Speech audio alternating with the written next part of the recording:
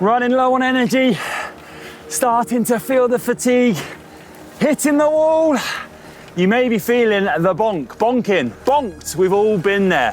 Happens to us all, but have no fear because it may not mean the end of an enjoyable ride. In this video, I'm going to share with you all some of my top tips for bringing yourself right back round again. Ha ha!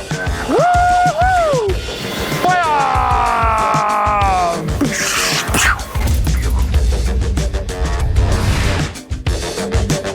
We often associate running low on energy with not eating enough, but it's just as much to do with hydration as it is to fueling properly. So make sure you are sipping on the fluids as you go. If you feel in the ride that you're losing power, you're running low on energy, and you've got that really dead feeling in your legs, whilst at the same time having an elevated heart rate, that could mean that you're dehydrated.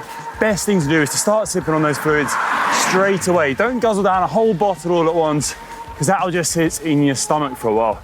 Best thing to do is try to aim to drink an electrolyte drink that is focused on hydration rather than replacing lost energy through the likes of a sports drink. It can be quite heavy.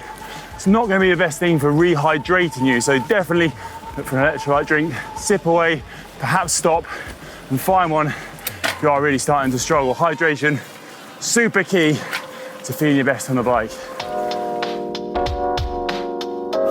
If, however, you haven't been eating enough on your ride, you may start to feel a little woozy or spacey, and not eating enough is a common problem, common cause of hitting the wall and running out of energy in endurance sports. If this is happening to you, best thing to do is to get something inside you straight away. A gel is perfect, getting some quick fire, rapidly absorbed, easily digestible food into your body and to your muscles.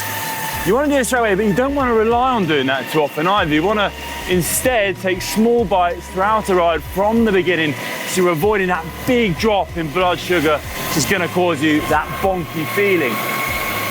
If it's happening to you a lot, think about how many grams of carbohydrates you need to eat per hour so you're not stopping bonking and then having to guzzle down loads of food, which isn't going to make you feel the best. If you have bonked and run out of energy, then you're going to have to accept that you need to ride slower for a good bit. Take it easy and give yourself time to try to recover and bring yourself back round. Doing this will allow your body to look to fats as an energy source as well as carbohydrates, so that you have time to digest any food you may have just eaten and get it to your muscles. So that bar or the gel can work its magic, but it's going to take a bit of time to take it easy and wait for that to happen. Now, your body relies on fat as an energy source when you're working at 60% or less than your VO2 max. So you really are going to have to reduce things by a considerable margin.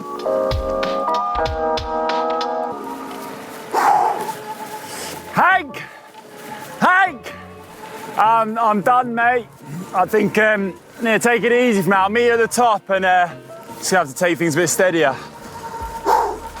If you are riding with others and you're starting to feel pretty poor, it's a good idea to tell them that you shouldn't be ashamed about saying that you're not feeling great and you're potentially having a bad day. From a safety point of view, it's a good thing. We're all likely to make mistakes when we're tired, and especially when we really hit the wall bonked and totally run out of energy. So tell your friends that you're riding with. They should be supportive and help you get through it, allow you to sit on the wheels, reduce your intensity and get some recovery. And if you do that, you've got a good chance of coming back round again.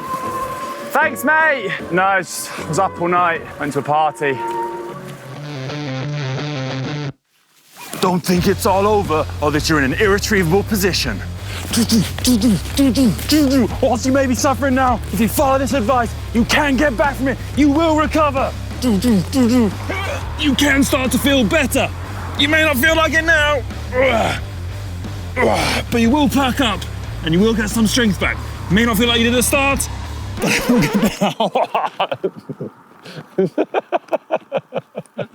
There's a lesson in here somewhere, mainly that hitting the wall doesn't necessarily mean that it's all over. So dig in, believe in yourself.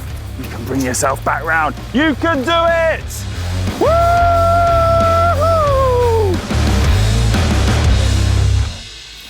It may take some mental strength though to recover from a solid bonk. Let's be honest, it's not a pleasant feeling. It's actually pretty horrible. Shaky legs, weak lightheadedness, not really enjoyable symptoms. So if you're going to recover from that and understand how your body's feeling and get yourself back into a good place, it's going to take a bit of mental strength to dig in and push on. However, that doesn't mean you should just plow on regardless, because if you are starting to suffer and feel those effects, you should probably listen to your body. It always pays off to listen to your body in sport. So if you do keep on riding for a bit and you still don't improve, what I'd recommend is stopping, finding a cafe, taking some good time to have a proper moment to recover and assess if you're really okay to continue, or if it's best just to call it a day and then go and learn from your mistakes. If you're on a bad way post-ride, it's probably best to avoid the post-ride beer. Alcohol acts as a diuretic, so will hinder the rehydration process. Plus, according to some, it will impair your recovery process too by inhibiting muscle repair and glycogen repletion. So if you are thinking about having a beer post-ride, probably best to go for a non-alcoholic one, which is actually a lot better for the hydration process. Your call, of course, but if you do have a big ride the following day and you want to try and recover as best you can, maybe avoid the beer, or the wine, or the gin and tonic. Sorry, I didn't want to, you know what I mean, beer.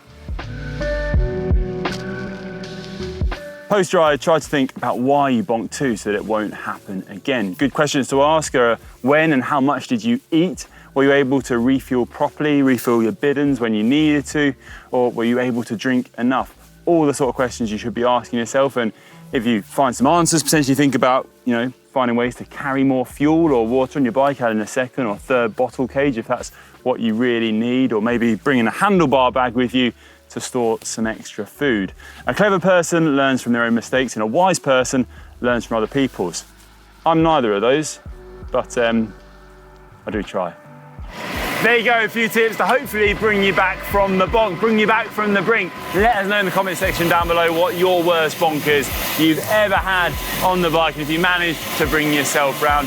Do take care out there though, folks. Take it easy, don't get carried away, and use some common sense. If you are feeling really rubbish, it's probably a good idea to call it a day and think about taking on that ride at another time. But as always, I hope you've enjoyed this video. Please give it a big thumbs up if you enjoyed it, and we'll see you on the next one.